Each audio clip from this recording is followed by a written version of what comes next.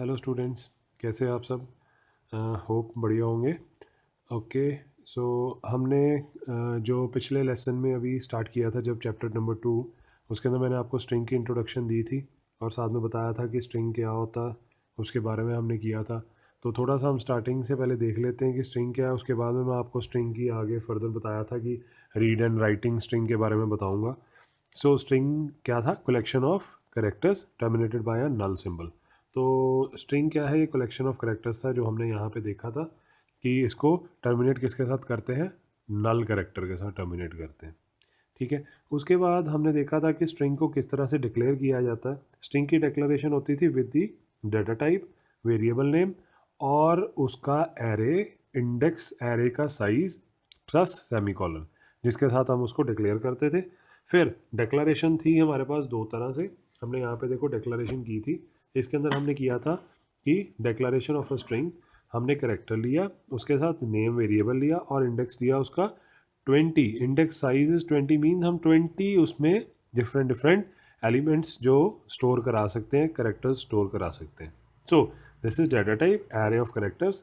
और यहाँ पे हमने स्टोर कराने के लिए दो तरीके देखे थे। या तो हम डबल कोट्स में लिख के पूरे स्ट्रिंग को लिख सकते हैं, या सिंगल सिंगल करेक्टर को सिंगल सिंगल कोट्स के अंदर लिख के कर्ली ब्रैकेट्स के अंदर हम स्टोर करवा सकते हैं। और आज हम पढ़ेंगे कि किस तरह से हम इनको स्ट्रिंग जो यूज़र से गेट करवाते हैं उनको गेट करवाना है और फिर उसको प्रिंट करवाना है। Students, so reading a string using a scanf function कैसे करना हमने, इसके लिए हम क्या यूज़ करेंगे? इसमें सबसे पहली चीज़ आती है कि हम जो फॉर्मेट स्पेसिफिकेशन है उसमें %s यूज़ करेंगे, क्योंकि हमने अगर आगे बाकी डाटा टाइप्स देखी हैं, तो अगर आपने बाकी डाटा टाइप्स यूज़ की हैं सी के अंदर, तो उसमें क्या होता है? %d होता है हमारा इंटीजर के लिए, और हम %f करते हैं फ्लोट के लिए। इसी तरह से जब हमने कोई भी स्ट्रिंग इंसर्ट करवाना है तो हम क्या करेंगे? %s का यूज़ करेंगे, %s को लेंगे हम। ठीक है। सो इसके बाद हमारे पास आगे क्या आता है कि हमने इसको किस तरह से यूज़ करना है? The function scanf with %s format specification is needed to read a string. So इसका मतलब है कि %s जो है ये हमारा फॉर्मेट स्पेसिफिकेशन है जिसको हम यूज़ करके ही रीड करा सकते हैं characters string from the terminal. हम किसी भी टर्मिनल से करेक्टर स्ट्रिंग को रीड करवा सकते हैं। सो नेक्स्ट होता है writing a string. Writing a string के अंदर भी हम क्या करते हैं? %s का ही यूज़ करते हैं। ये दोनों जगह पे यूज़ होगा, रीडिंग के लिए भी और राइटिंग के लिए भी। सो रीडिंग के लिए भी %s यूज़ करेंगे एंड राइटिंग के लिए भी %s का ही यूज़ करेंगे। और इसको हम किस तरह से यूज़ करेंगे, इसके लिए हम एक छोटा सा प्रोग्राम देख लेते हैं। सो प्रोग्राम देखते हैं हम किस तरह से हम डेमोस्ट्रेट कर सकते हैं कि हमने using scanf function and printf function हम किस तरह से स्ट्रिंग को गेट करा सकते हैं और प्रिंट करवा सकते हैं। सो इनके यूज़ से हमने देखना है। एक छोटा सा प्रोग्राम कर लेते हैं पहले कि हमने यूज़र से एक नाम एंटर करवाना है। सो प्रोग्राम क्या है? Print the name entered by user.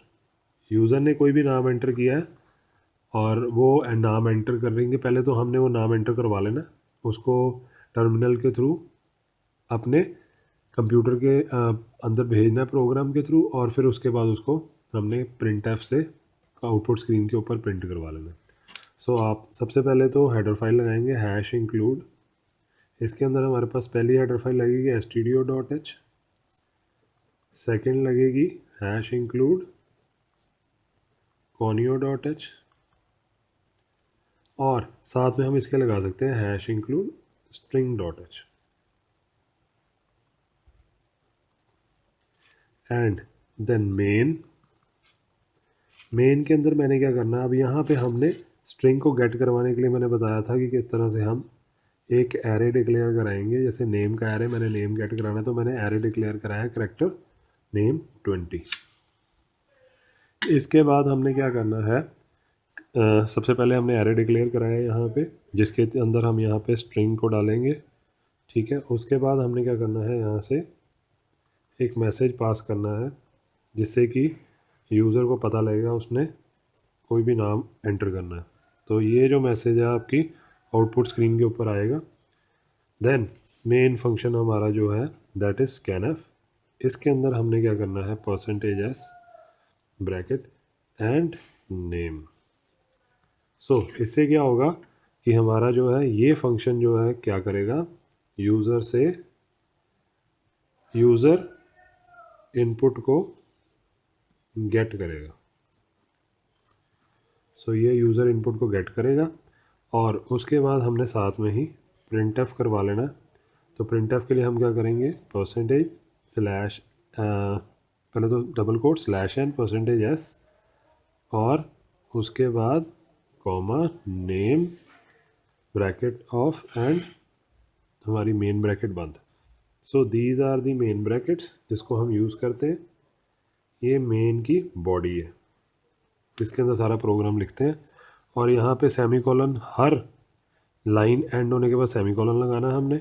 और यहाँ पे हमने क्या किया है, सबसे पहले एरे डिक्लेयर करा लिया, देन प्रिंटफ करा के नेम एंटर कराया, फिर उसके बाद स्कैनफ किया, देन प्रिंटफ करा लिया। इसका मतलब जब हमने एंटर कराना नेम को तो यहाँ पे यूज़र को एक मैसेज आएगा, एंटर योर नेम।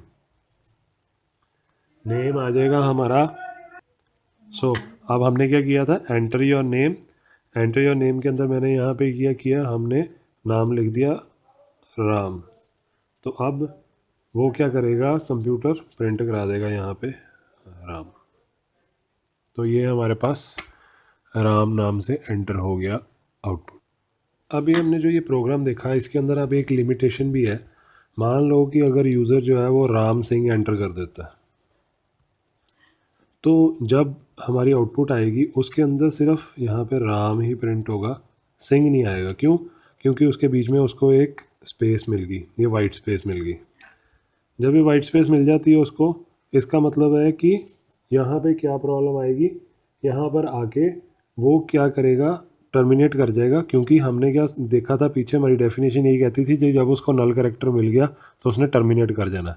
इस करके हमारे पास जब हम यहाँ पर परसेंटेज एस लगाते हैं और साथ में नेम लिख रहे हैं तो उसमें केस में क्या हो रहा है कि हमारे पास वो प्रॉब्लम क्रिएट कर रहा है और सिर्फ वो नाम को ही प्रिंट कर रहा है। एम्परसेंट भी अगर हम यूज़ करते हैं वो यहाँ पे रिक्वायर्ड नहीं है, क्योंकि स्कैनअप हमने लगाया तो एम्परसेंट लगा के उसको स्कैन करवाने की कोशिश करेंगे तो बट वो चीज़ यहाँ पे रिक्वायर्ड नहीं है। हम उसको ना भी लगाएं तब भी चल सकता है। बट अगर हमने ऑटोमेटिकली अगर उसको करना है आगे स्कैन, तो उसके लिए हमारे को क्या करना पड़ेगा, गेट कैर फंक्शन यूज़ करना पड़ेगा, ताकि हम क्या कर सकते हैं, विद वाइट स्पेसेस भी पूरे स्ट्रिंग को हम एंटर करवा सकते हैं, जो कि यहाँ पे पॉसिबल नहीं था इस प्रोग्राम के अंदर with the help of simple percentage s and name, variable name. So हम अब देखेंगे कि गेट कैर फंक्शन को कैसे यूज़ करना और गेट फायर फंक्शन को किस तरह से लगा के हम इसकी जो ये वाइट स्पेस वाली लिमिटेशन है, लिमिटेशन जो यहाँ पे आ रही थी वाइट स्पेस की, उसको हम रिमूव कर सकते हैं। सो गेट कैर फंक्शन को हमने पढ़ना। अब गेट कैर फंक्शन क्या करता है, अगर आप इसमें देखेंगे कि हमारे पास जो हमने पहली एग्जांपल की है इसमें मैंने अभी आपको बताया था, जिसके अंदर कि मैंने लिखा था कि हमारे पास जो ये प्रोग्राम हमने किया है इसके अंदर क्या है कि स्कैनफ जो है ना वो ऑटोमेटिकली क्या कर रहा है, टर्मिनेट कर जाता है जब उसको नल कैरेक्टर मिलता है। इसका मतलब हमने एम्परसेंड लगाया नहीं लगाया वो बराबर है। सो इसका मतलब कि अगर हमारे को नल कैरेक्टर के साथ पूरा ये स्ट्रिंग लेना है राम सिंह नाम का, तो हमारे को क्या करना पड़ेगा, हमारे को पुट कैर या गेट कैर फंक्शन को यूज़ करना पड़ेगा। सो गेट कैर फंक्शन जो यूज़ करने के लिए हमने एक प्रोग्राम देखते हैं कि किस तरह से वो हमारी हेल्प कर सकता है और कैसे हम उसको यूज़ करके पूरे स्ट्रिंग को एंटर करवा सकते हैं। सो हमारे पास यहाँ पे आ गया गेट कैर फंक्शन। सो गेट कैर फंक्शन के बारे में हम देखते हैं छोटे से प्रोग्राम के साथ, कि मैं यहाँ पे मेन से ही स्टार्ट कर रहा हूँ। मेन हमने क्या करना है, पहले सेम प्रोसीजर वही, करेक्टर नेम और एरे ली 20 करेक्टर्स की, देन सी एच ले लिया हमने साथ में एक वेरिएबल नेम। अब इंट सी इक्वल्स टू 0 और प्रिंट एफ किया हमने यूज़र को मैसेज एंटर एनी नेम। सो एंटर एनी नेम। उसके बाद हमने क्या करना है, अब नेम एंटर करवाना है और उसको हमने गेट करवाना है थ्रू गेट कैर फंक्शन। इसके लिए हमारे को क्या करना पड़ेगा, गेट कैर फंक्शन के साथ यहाँ पे हमारे को एक लूप लगाना पड़ेगा। सो डू लूप लगाएंगे हम, डू वाइल लूप। इसके अंदर क्या होगा, bracket start C H get character function लिया हमने, ताकि जो ये हमारा गेट कैरेक्टर फंक्शन है, जो हमारे पास ये गेट कैरेक्टर फंक्शन है, ये वाला फंक्शन है, इसकी वैल्यू जो है वो सी एच वेरिएबल में चली जाए। तो सी एच वेरिएबल क्या करेगा, होल्ड करेगा गेट कैर के थ्रू जो वैल्यू हमारे पास आएगी। उसके बाद में हमने क्या करना है, वही सी एच वैल्यू को हमने थ्रू एरे स्टोर करवा लेना है। देन इसके साथ हमने क्या करना है, सी को प्लस प्लस करते जाना। मैंने यहाँ पे सी क्यों लिया है कि ये जो वेरिएबल है सी, इसको हमने जहाँ पे डिक्लेयर करवाया था इस जगह पर, इससे क्या होगा कि ये इंडेक्स को एक एक बढ़ाता जाएगा और उसमें एरे में स्ट्रिंग को स्टोर कराता जाएगा। अब ये यहाँ पे अगर आप चेक करना चाहते हैं कि इसकी वैल्यू किस तरह से आ रही है, जैसे मैंने यहाँ पे एक स्ट्रिंग लिया, इस स्ट्रिंग के अंदर मैंने क्या किया, यहाँ पर ये हमारे पास 20 करेक्टर स्टोर करने की स्ट्रिंग थी, तो मैं अभी यहाँ पे आपको जस्ट 5 लेके दिखा रहा हूँ। तो जैसे मान लीजिए मैंने यहाँ पे 20 करेक्टर्स लिए हैं, तो ये मान लीजिए कि 10 से लेकर 19 तक आ गया हमारे पास। सो जो करेक्टर स्टोर करने हैं वो ये सी वेरिएबल के अंदर स्टोर होंगे। इसका मतलब सी वेरिएबल क्या कर रहा है, actually C variable is index part. तो ये यहाँ पे इस नेम का इंडेक्स है, इसके अंदर क्या होगा, सी के अंदर वैल्यू जो बढ़ती जाएगी 0 से लेकर 1 2 3 अप टू सो ऑन, जब तक आपने कोई भी स्ट्रिंग यहाँ पे एंटर कराना है। तो ये इस तरह से आगे चलेगा। और उसके बाद हमने ये वैल्यू स्टोर करा ली। Then while ch not equals to n। So इसमें हमने क्या करना है, जब तक ch में हमारे पास m/n नहीं आता, /n का मतलब है नेक्स्ट लाइन, तो ये हम /n जो यूज़ करते हैं वो नेक्स्ट लाइन के लिए यूज़ करते हैं। नेक्स्ट लाइन मीन्स लाइन से वो आगे चला जाएगा। उसके बाद अगली लाइन में आ गया, इसका मतलब c = c-1 and name c = this. So इसका मतलब क्या है कि हमारे पास जो वैल्यू है, अब यहाँ पे c = c-1 मैंने लिया ताकि हम चेक कर सकें आगे जो नेम के अंदर वैल्यू आ रही है उसमें नल वैल्यू कहाँ पे आ रही है। तो जैसी नल वैल्यू आती है तो यहाँ पे क्या होगा, ये हमारे को प्रिंट कर देगा नेम को। सो यहाँ पे क्या आ गया, /n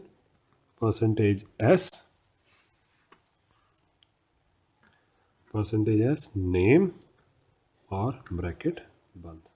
तो जब अब यहाँ पे हमारे पास आउटपुट आएगी, अब अगर हम आउटपुट देखें तो मैंने जैसे ही आउटपुट स्क्रीन आई तो यहाँ पे क्या होगा, एंटर नेम एनी नेम हमने डाला था, enter any name.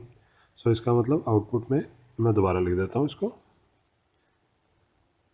Enter any name. तो यूज़र ने एंटर किया नेम राम सिंह, तो अब क्या होगा, जब उसकी आउटपुट आएगी तो वो राम सिंह पूरा प्रिंट करा देगा, क्योंकि हमारे पास जो है ये वाइट स्पेस भी अब वो एक्सेप्ट करेगा। ठीक है, तो ये हमारे पास था गेट कैर फंक्शन, जिसके थ्रू हम क्या कर सकते हैं, यूज़र से वैल्यू को गेट करवा सकते हैं और इसी तरह से हम इसको आगे लेके चल सकते हैं। अभी मैंने गेट कैर फंक्शन यूज़ किया है, बट मैंने पुट कैर फंक्शन को यूज़ नहीं किया है यहाँ पे। पुट कैर फंक्शन जो है हम अगली क्लास में देखेंगे कि किस तरह से हम पुट कैर फंक्शन को यूज़ करके भी काम कर सकते हैं। Thank you.